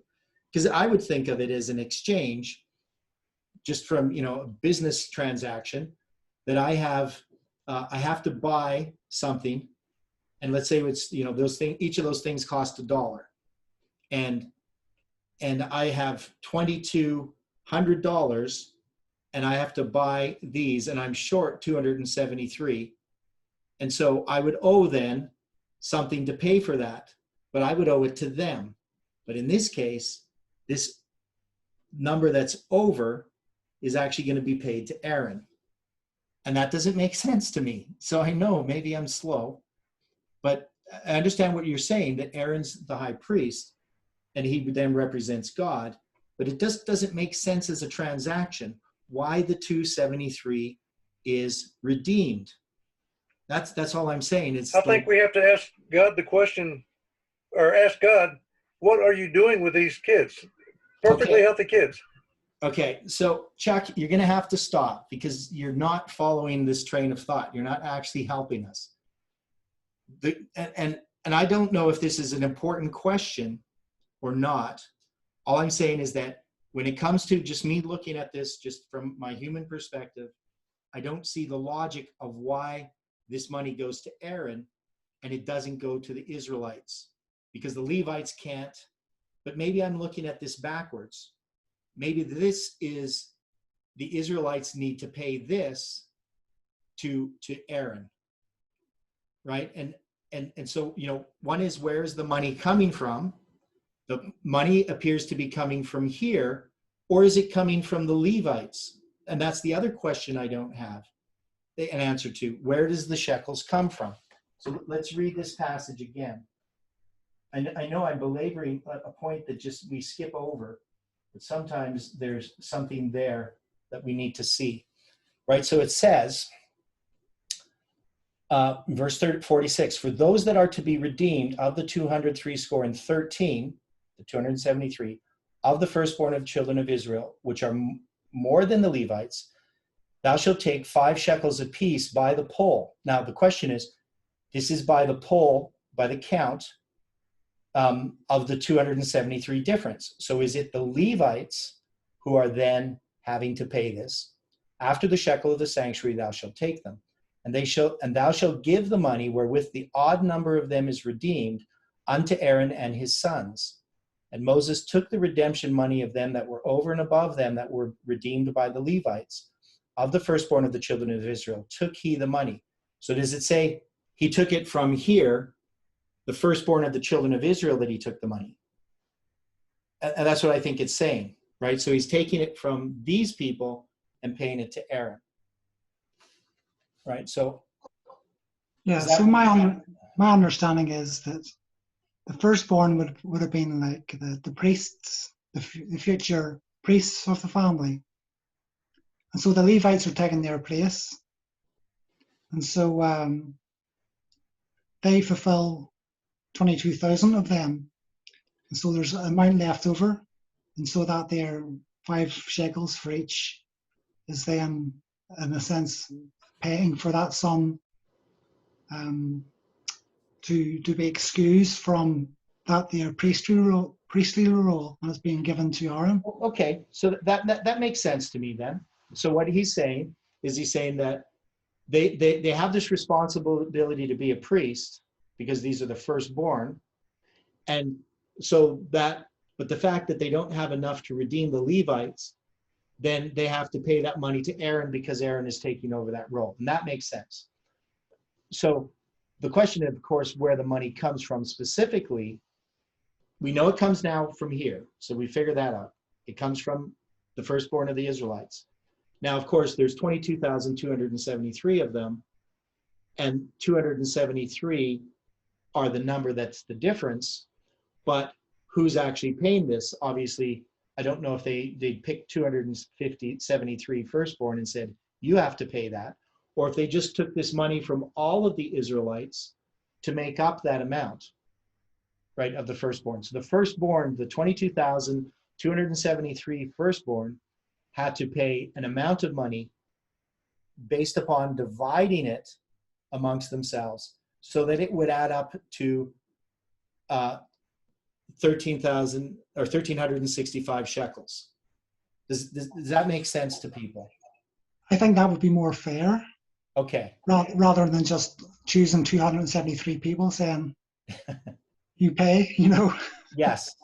Okay. So you solved my problem.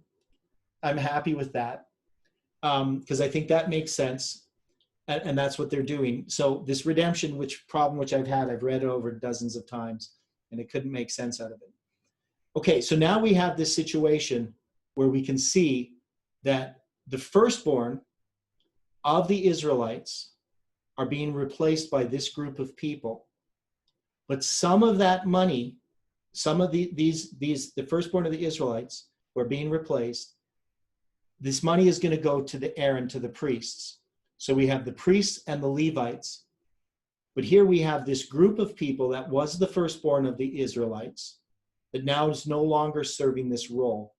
This role has been given over to these two groups of people. Does that make sense?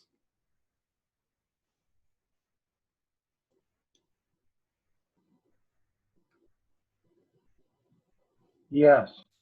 Okay. Yes. It makes sense to me too. That's great. Because this is actually really interesting once we start to look at it. And once I start to understand this. Because we have the priests and the Levites now, and we can see that the symbol of the priests is this 300 people. And that's the only explanation that makes sense to me. All the other explanations I've read never made sense. This makes sense. And so that money now is taken from here. It's 1,365, and it's given to Aaron. Now, when we think about this, we have another calculation to make. So we know that there are 13 tribes. If we want to look at it properly, there's 12 here, and this is one tribe. Now this one tribe, it has this division in it. Yep. Oh, sorry about that. So thanks. So we have 12 tribes here of the Israelites, and those 12 tribes include Manasseh and Ephraim and Dan. They don't include the Levites. The Levites are divided into these two groups, priests and Levites. But they're all Levites. They're all from the tribe of Levi. And this group here has to pay money that goes to this part of this group here. This group here, the Levites, they are, in a sense, the redemption of because they're replacing some of these, but not all of these. So the ones that they're not replacing, this money is going to be given. And we know that money that goes from the 12 tribes is going to go to this tribe. Now this money is 13,000 or 1,365. So that's the number of shekels. Now, if we take the number 13 and we divide this number by 13 for the 13 tribes, we will see that the answer is 105. So we have 105 shekels. If you were going to take all of the 13 tribes, 105 shekels that represent this whole group. Now, of course, we know that if you're looking at the 12 tribes, that wouldn't be the case. The 12 tribes are not paying 105 shekels each. If you divided this, and this doesn't say how many of the different tribes, how much are in the different tribes. But just as a symbol, we can see that this 13 goes into 1365, 105 times. Now, 105 is a symbol of the 10th day of the 5th month. Whether that's really relevant here or not, I don't know. But one thing I do know that is if I take 105 and I multiply it by 12 instead of 13, I get 1,260. So you can't see that. So I'll do it over here. So 105 times 12 equals 1260. And this is important when we get to the books of Acts and we see that we have some of these same symbols here. In the book of Acts, we're going to have the 273 as a symbol, which is going to be created by taking 3 from it. But we're going to see symbols dealing with the 2520. And of course, this is a symbol of the 2520 as well. Now, some people would argue that how can I make this calculation? How can I take this and do this? Well, because I can say that the Levites there are 13 tribes here. This isn't really something that mathematically occurs as far as people paying money, because the Levites aren't paying money. They're not paying shekels. But I think the fact that this exists as a calculation is a hint that we have to pay attention to. So, how is 300 what's people that? going to be? Now, Aaron has 4 sons, Yeah, and two of them died, and they didn't have any sons yeah. or any family. And so you have 2 other sons then existing. Well, how many daughters did he have? And Yeah, would you? are we told that? No. Yeah, and would those still be in?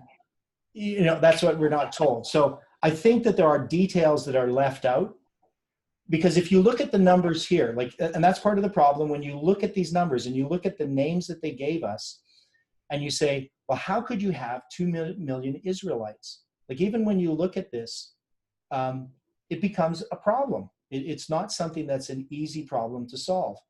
And the way that I've always solved it in the past is I'm saying that they're just leaving out a lot of details that we're not aware of. And yeah, so if you look back at this line that we had from Levi to Kohath to Amram to Aaron, and the period of time that they're giving us to the birth of Aaron, and then you're going to say, if you did that for each of the tribes, if you look at how many descendants, there's 4, maybe 5 generations for some of them, when you get to there. But there obviously has to be more generations as you get past Aaron. That is, even though Aaron has so many sons, we don't know how many children his sons had, and we don't know how many children his son's son had, and we don't know how many, because you're just dealing with babies that are a month old and upward. And to try to fit that in, maybe we could spend time dealing with the logistics of it. But I would say that there had to have been an explosion of births for all of these tribes after they, and maybe even the time that they're in the wilderness, that they gave birth to a lot of children.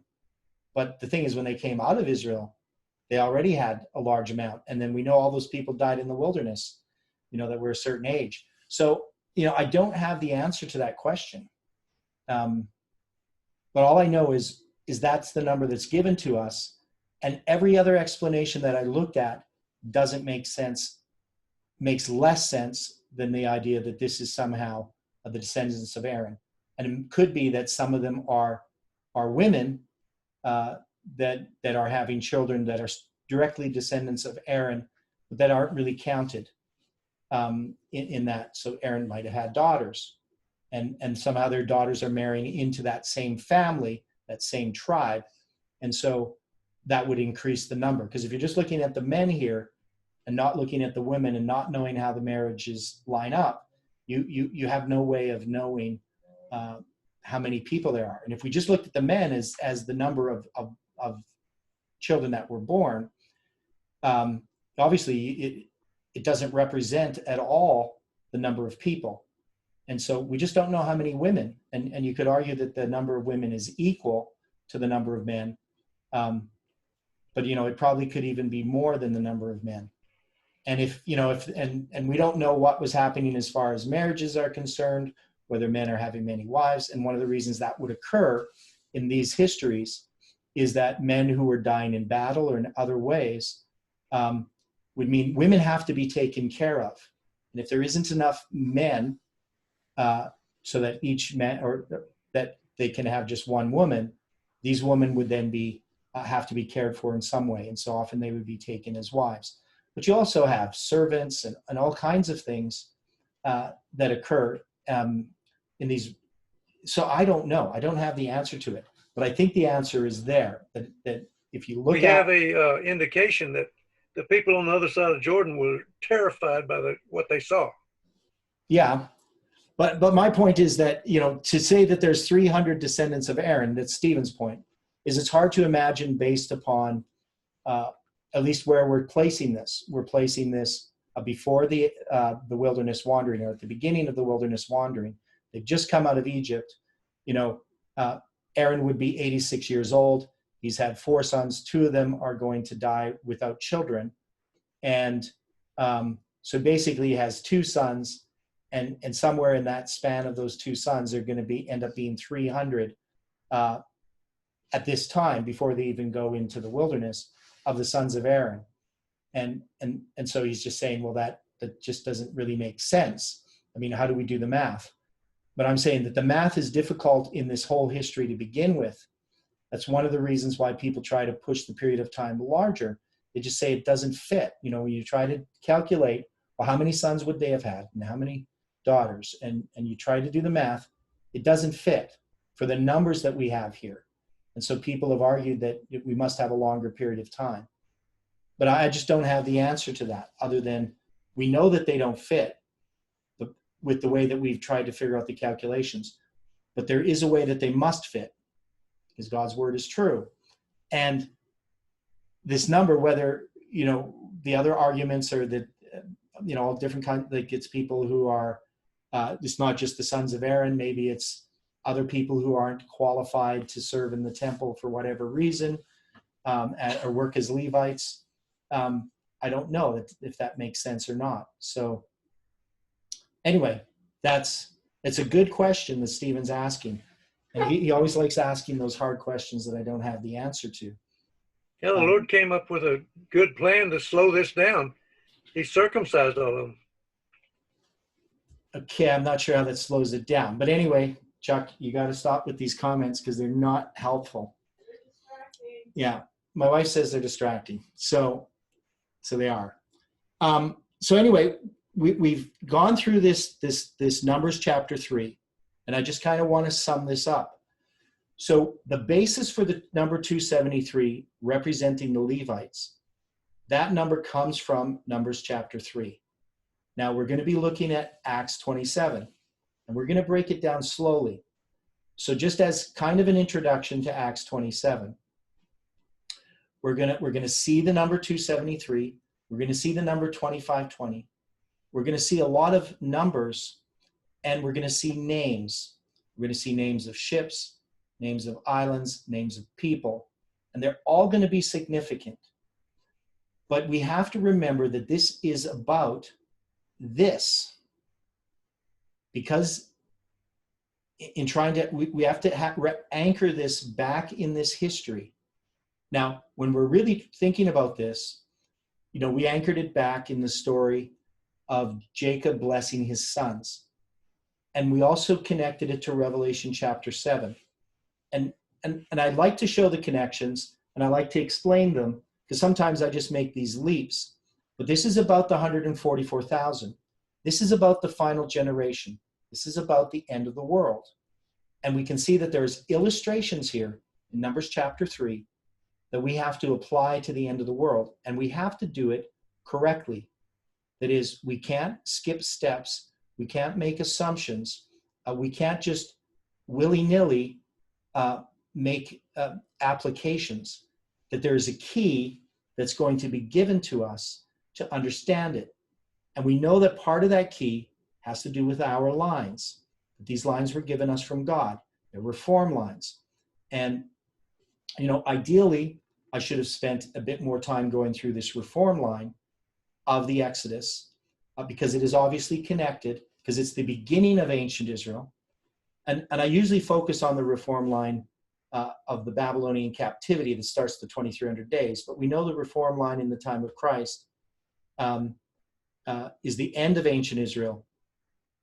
But that reform line that happens after the Babylonian captivity is connected to that reform line. And then we also know that we have the reform line of the beginning of spiritual Israel, which is the Millerite reform line.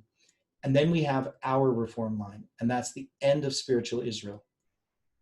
So, or modern Israel, if you want to call it that. Now, in order to interpret Acts 27, I think we always have to come back to these histories in the past. And as we do that, we might notice things that we've missed. But the thing is, we need to keep these always in our mind. We need to keep the story of the 12 sons of Jacob in our mind. Because if we're dealing with the 144,000, we need to understand that. We need to know the story of the Levites in number 3. I mean, we need to know and keep in mind a lot of things as we look at our reform lines, because it's connected to many things. It's the effect of every vision that we're in right now.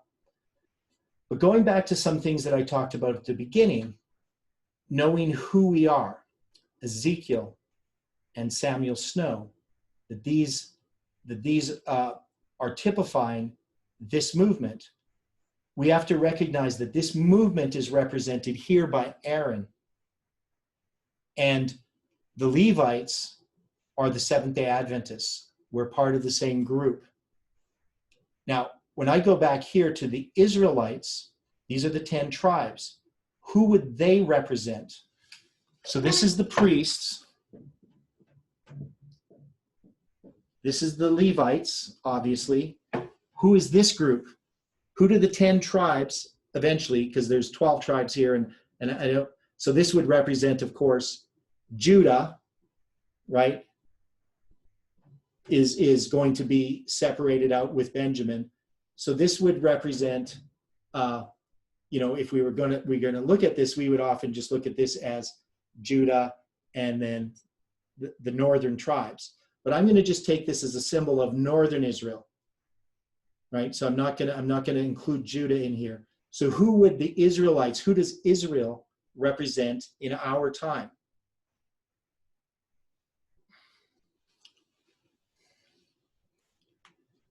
We've dealt with this. The gathering happened in 1798. We have Israel's 25. Nethinims? Okay, so this is the argument that I would make, is that this is the Nethinims, or the Nethinim, because Nethinim is already plural in Hebrew. So these are the Nethinim. These are the Levites. These are the priests. This is what I think is being represented in this history. And this group here, these would be Protestants. So that's my view, is that the Nethinim do not represent the world. They represent the Protestants.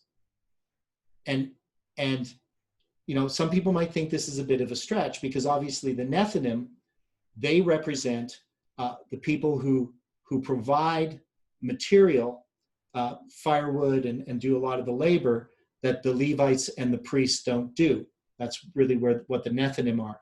They serve in the temple, but they're not Israelites. So here I'm saying that these Israelites are the Nethinim.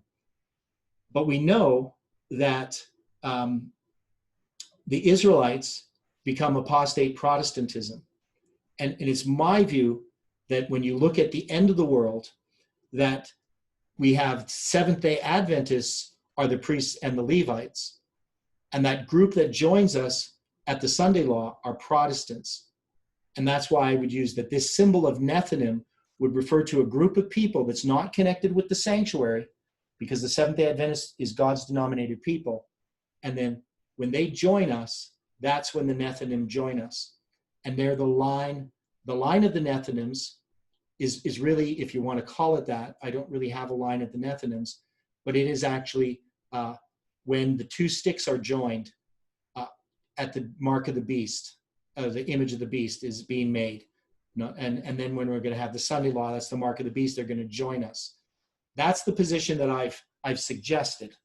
I'm not adamant about it, but it seems to me to make more sense in that context. Now, the important part here, though, is we're going to look at Acts 27, and we're going to see that Acts 27 is about a journey, a sea journey, where Paul is being taken to Rome. And that journey is a prophetic journey. It's not just something that was accidentally happened and it's just mentioned as a story. Everything in there is symbolic and has meaning. and different people have interpreted it in different ways. And we're going to look at that journey and see what it means. And it's going to take time to do that. But remember, I'm connecting it to this history, and I'm connecting it to the priests and the Levites and the Nethinim. And that there's a connection, mostly the priests and Levites is what it's about. It's more about the Seventh-day Adventist Church than it is about the Protestants or the world. But they are there as well in the story. So that's what we're going to do. I know it's going to be, and Stephen says that if you take the 1,365 shekels, it equals 27,300 giras.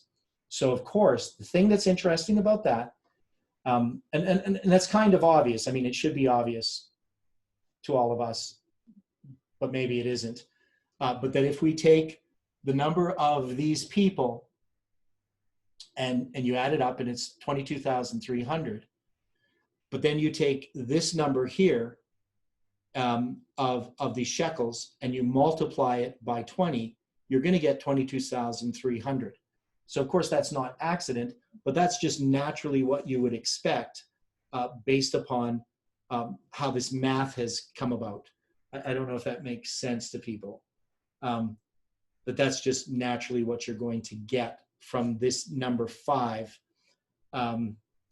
It's going to be 5 shekels, and 5 times 20 is going to be 100. So you're just basically multiplying it by 100, the 273 shekels, right? You're multiplying it that way, if that makes sense. So it should be obvious that that would occur. But it's really interesting that the number of giras, so this is the number of the Levites, when you add it up, it's going to be equal to, so go times 20 equals 27,300, right? So that's just logical. You're just taking 5 and multiplying it by 20, 5 shekels, times 20, times 273. So obviously you're going to get that many agiras. But the fact that that's the number of the Levites before the 300 is taken out is very significant that you have that number there. So, and that's not evident that it should have been, because we didn't really need that number. We could have had the 22,000, but we have 22,300. So I think it would be an indication that that number is meant to be there. Pardon me, this is 22,300, this is 27,300. So they're not the same. Not sure why I did that. So, but anyway, this number here, I was just looking at it wrong. This number here, 27,300, is 100 times 273, which is going to be expected. And it's not connected to that. But the 300 is. So this 300 that's there and this 300 that's there, I think is a symbol. And if you think about this 27, we're going to be going to Acts 27. And that's, I think, the important part here. So I know it's a little bit scattered in trying to pull this together.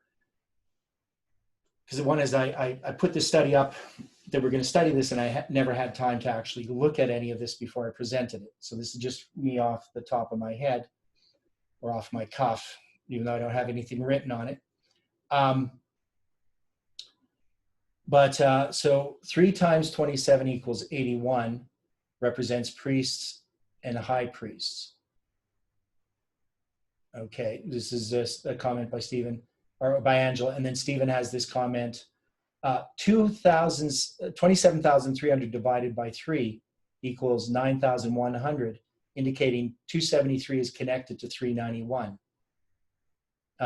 which is an interesting idea, that the 391, you take the 27,300, divide it by 3, and then you get 9,100, so you get a 391 there. And Angela says, the 105 reminds me of the span from 1840 to 1945. Yes. So that's one of the things we noted, that 105 years. And then the 75 years that goes from 1945 to 2020 becomes the same ratio that we have in that calculation dealing with dividing 12. So it's basically 5 taken from 12. So I can't remember the decimal. I think it's 0.0416666666, something like that. So there's a whole bunch of things that relate to the 391, that relate to the 10th day of the 5th month. These are all related, and to the number 273, and then to the number of 81 representing the priest and the high priest. So we know that all the symbolism is here, but we've made a failed prediction. And what we want to look at in Acts 27 is why that prediction failed, and if we can discern it from Acts 27 itself. And in order to do that, we're going to have to take our time and look at that history, because I think it's important. Now, I know I'm running out of time. I actually went over time, and I've talked about some of these things, but one of the things that I'm running into is that people are setting a date of July 31st. And I've made an argument we can't do that. And I'm going to show that from Acts 27 of why we can't make that prediction. And I think it will be really interesting as we look at that journey of what it actually means. But it doesn't mean that we made a failed prophecy, or we just misunderstood what was being represented. And we'll see whether we actually understand it and can agree upon it. But as we go through in the next 4 days, Monday to Thursday, we're hopefully can come to a conclusion and all see why the prediction failed from Acts 27 itself. So we're going to close with prayer, and then we can talk afterwards. Dear Father in heaven, thank you for the study that we had here today. We know that we understand very little, and I know I'm full of errors and a little bit scattered this morning in trying to pull this all together. But I know, Lord, that you can show us these things and make them clear in our minds. We have all these human frailties. I know that I do. And we ask, Lord, that you can give us the meekness and humility in order to witness to others. I'm thankful for the people who are interested in this message, even after the failure. Ask, Lord, that you can lead them to us, that you can help us to minister to them. And we thank you for hearing our prayer in Jesus' name. Amen.